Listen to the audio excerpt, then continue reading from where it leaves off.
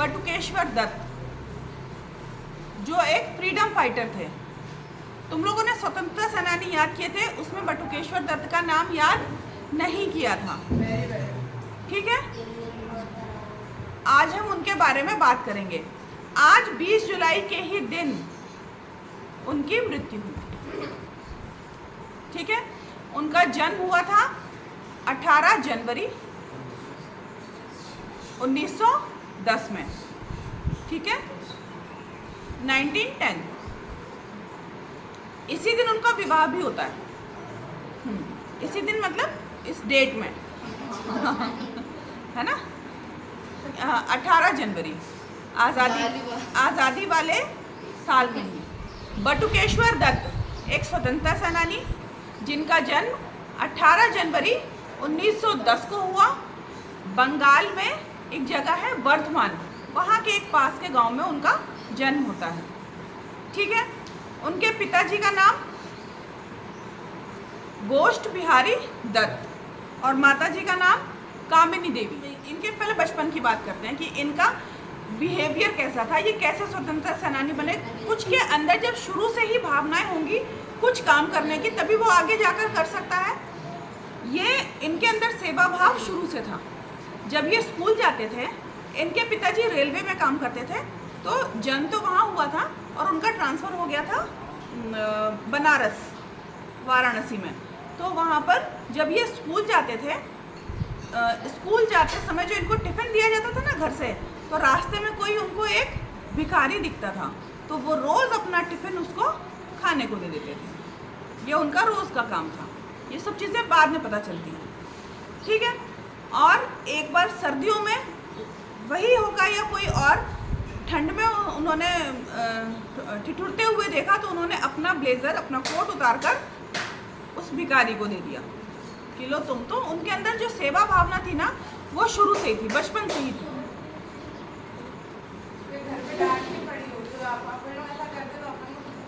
तो घर पर उनके भी डांट पड़ती थी।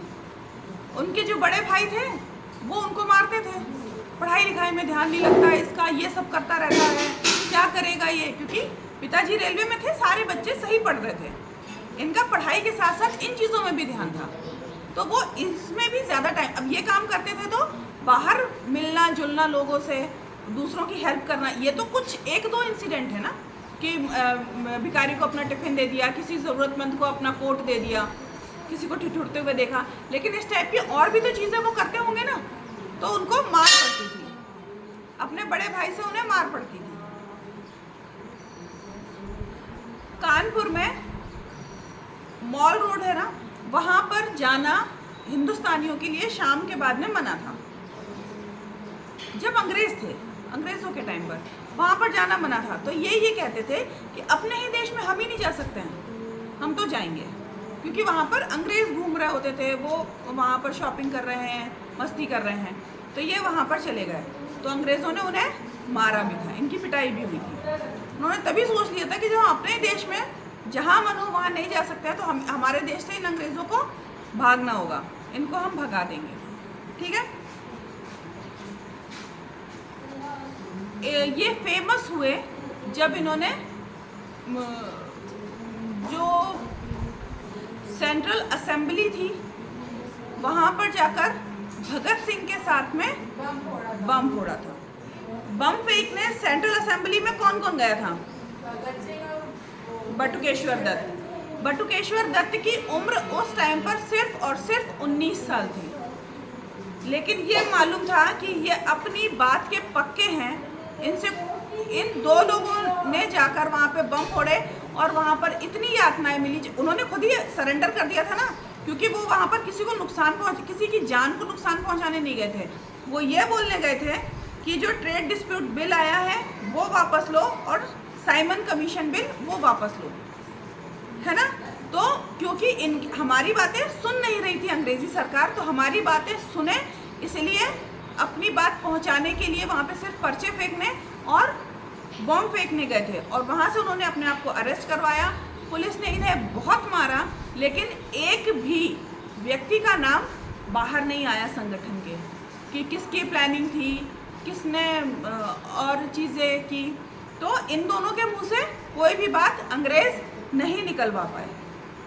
ठीक है, 19 साल की उम्र थी सिर्फ इनकी, और उस उम्र में भी जो सोच लिया है वो करना है, हम पक्के हैं अपने इरादे के, ऐसे थे वो। जब कानपुर में रहते थे और वहाँ पर बाढ़ आई थी गंगा नदी में, तो ये और भगत सिंह रात में लालटेन लेकर गंगा के किनारे खड़े रहते थे। तब लाइट की व्यवस्था नहीं थी ना, तो वहाँ पर गंगा के किनारे, क्योंकि जो रात में जानवर या इंसान जो भी बहते हुए आ रहे हैं बाढ़ पानी के साथ में, उन्हें किनारा तो दिख नहीं रहा है अंधेरे में, तो ये लालटेन लेकर हिलाते रहते थे दोनों, और जो भी आते थे वो ये देखकर कि इधर किनारा है तो इधर आने की कोशिश करेंगे और ये उनको बचा लेते थे। ऐसे इन्होंने बहुत सारे जानवरों की और इंसानों की, बहुत सारे जानवरों की और इंसानों की जान बचाई। जेल में इन लोगों को चोर और क्रिमिनल जो होते हैं ना, उनके साथ में रखा गया था। तो इन लोगों ने मना किया कि हमने कोई चोरी नहीं की, हमने किसी के साथ कोई दुर्व्यवहार नहीं किया, हम आज़ादी की लड़ाई लड़ रहे हैं, इसलिए हमारे लिए कुछ व्यवस्थाएं होनी चाहिए। हमें लिखने के लिए कॉपी और पेन मिलने चाहिए, न्यूज़पेपर मिलने चाहिए, और भी उनकी कुछ शर्तें थी। जब अंग्रेजी सरकार ये शर्तें नहीं मान रही थी तो उन्होंने भूख हड़ताल की, हम खाना नहीं खाएंगे। एक दिन के व्रत में हमारी क्या हालत हो जाती है ना। 6 महीने उन्होंने अनाज नहीं खाया था। और अंग्रेजी सरकार क्या करती थी, पानी की जगह उनके घड़ों में दूध भर देती थी, नाक में नली डाल के, मुंह में नली डाल के दूध उसमें डाला जाता था, जैसे कि इनकी भूख हड़ताल खंडित हो जाए, खत्म हो जाए। लेकिन फिर भी ये लोग अपने बात पर अडिग रहे, इन लोगों ने भूख हड़ताल जारी रखी, 6 महीने चली। अच्छा, इसके बाद में जो भगत सिंह थे उनको फांसी की सज़ा हुई थी, क्योंकि उन्होंने सॉन्डर्स की हत्या की। उनको तो फांसी की सज़ा हुई थी और इनको काला पानी की सज़ा हुई थी। काला पानी क्या होता है, अंडमान में जेल बनी है, छोटा सा रूम रहता है, उसी में रहना पड़ता है अंधेरे में, उजाला भी नहीं होता वहाँ पर। ठीक है, वहाँ पर ये, हाँ, वहाँ पर ये रहे 1932 से लेकर 1937 तक आजीवन कारावास हुआ था। लेकिन क्या हुआ कि इनकी तबीयत बहुत ज़्यादा ख़राब हो गई थी, और इधर जो विश्व युद्ध चल रहा था उसमें भी अंग्रेज़ों की दुर्गति हो गई थी, तो ये थोड़े से हल्के पड़ गए थे, इसलिए यहाँ से थोड़ी सी उनसे छूट मिल रही थी। तो उसमें हम लोगों का ये फैसला था इंडियंस का कि इनको छोड़ दिया जाए, क्योंकि इनकी तबीयत भी बहुत ख़राब हो गई थी। ये छूट गए, बिहार आए, और इनके ऊपर रिस्ट्रिक्शंस लग गए थे कि ये बंगाल,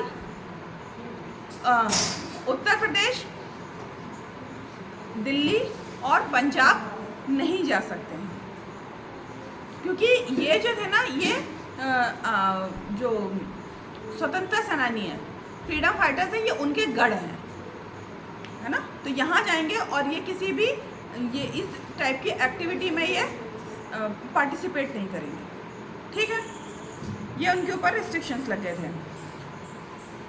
इसके बाद में हमारा देश आज़ाद हुआ 47 में। ठीक है, लेकिन अब ये देखना कि हमारे ही देश में जो आज़ादी के लिए लड़े उनके साथ में क्या होता है। सरकारी नौकरी निकली, जो बस सरकारी बसें चलती है ना, उनके लिए, तो कि जो फ्रीडम फाइटर्स रहे हैं वो आकर इसमें ज्वाइन कर सकते हैं इस सर्विस को। ये वहाँ पर अप्लाई करने गए तो वहाँ पर इनसे बोला गया कि अगर तुम फ्रीडम फाइटर थे तो कोई अपना सर्टिफिकेट लेकर आओ। तो ये परेशान हो गए ये सुन के कि इतना कुछ किया हमने और उसके बाद हम सर्टिफिकेट भी लेकर आए, मतलब ये तो हमारी बेइज्जती है। हम सर्टिफिकेट बनवाने जाए तो उन्होंने वो नौकरी नहीं की, मना कर दिया। फिर हमारे देश के जो राष्ट्रपति थे, पहले राष्ट्रपति डॉक्टर राजेंद्र प्रसाद, उनको जब पता चला तो उन्होंने बोला ऐसा नहीं होना चाहिए, फिर उन्हें वो नौकरी दी गई।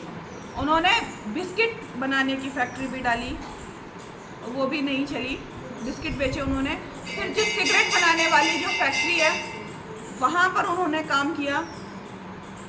इनके और भगत सिंह के परिवार से अच्छे संबंध थे। इनके माता पिता का देहांत जल्दी हो गया था, फिर इन्हें एक बीमारी हो गई जिसका इलाज 6 महीने तो यहीं बिहार में चला, और फिर 6 महीने के लिए ये दिल्ली का जो एम्स हॉस्पिटल है वहाँ पर गए। और जो भगत सिंह की माँ है वो आई थी, वो उनके साथ ही रहती थी, उनके बेड के पास में चेयर डालकर वही बैठी रहती थी, उनकी बहुत देखभाल करती थी। उनके खुद के घुटनों में तकलीफ थी, लेकिन फिर भी वो बेड पर सोती भी नहीं थी, सोफे का भी यूज़ नहीं करती थी, उनके बगल में बैठी रहती थी। क्योंकि वो ये मानती थी कि उन्होंने बोला था कि जैसे एक बेटा तो मेरा चला गया, उसके बाद भी उनको नहीं देख पाई थी, और एक बेटा मेरा इतनी तकलीफ़ में है, मैं उसके पास में अब आई। तो वो ऐसे मतलब वो उनकी देखभाल करती थी। फिर उसके बाद में सन 1965 में उनकी डेथ हो जाती। एक बात और, भगत सिंह और बटुकेश्वर दत्त गंगा के किनारे बैठकर पढ़ाई किया करते थे। मतलब कॉलेज की पढ़ाई अलग होती थी, यहाँ बैठकर वो कि हमको कैसी हमें स्ट्रेटेजी बनानी है। तो दूसरे जो और राइटर्स हैं बाहर के, बुक समझ में नहीं आती थी, एक दूसरे की हेल्प करते थे। कभी उनको समझ में नहीं आ रही, कभी इन्हें समझ में नहीं आ रही है, और एक दूसरे से और ज़्यादा बातें करना, ये दोनों साथ में ही रहते। भगत सिंह ने इनको पंजाबी सिखाई थी और इन्होंने भगत सिंह को बंगला सिखाई थी। बंगाल के थे ना ये, ठीक है। और जब इनसे पूछा गया कि अब बताओ आपकी अंतिम इच्छा क्या है, तो इन्होंने ये बोला था कि जहाँ पर मेरे दोस्त भगत सिंह, सुखदेव और राजगुरु का वो है, जहाँ पर भगत सिंह, सुखदेव और राजगुरु की समाधि है, मुझे भी वहीं पर समाधि मिलनी चाहिए। तो फिर इन्हें वहाँ पर बटुकेश्वर दत्त, बटुकेश्वर दत्त, बटुकेश्वर दत्त।